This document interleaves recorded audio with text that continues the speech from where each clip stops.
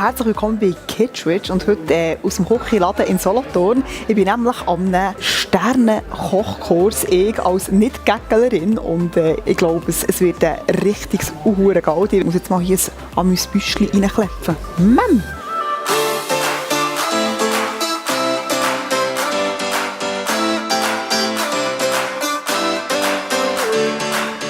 Die erste Disziplin, die ich jetzt habe, ist relativ schwierig. Ich muss Olivenöl erschmecken.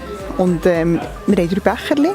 Und in einem einzigen Becher ist irgendwie etwas anderes. Aber was anders ist, weiss kein Mensch. Olivenöl, nicht Rotwein.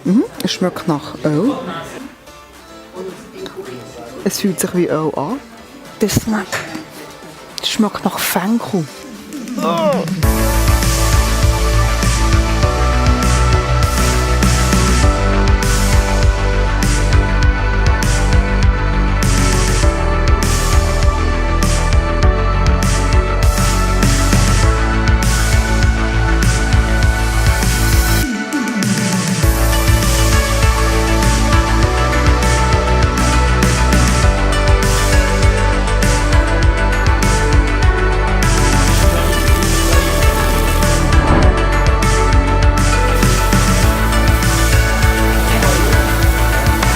Ich bin hier gerade im Herdapfelschneiden für einen Herdapfelgratin.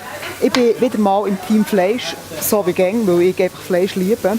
Und ich darf Lakayenarbeit machen, Herdapfelschälen und schneiden.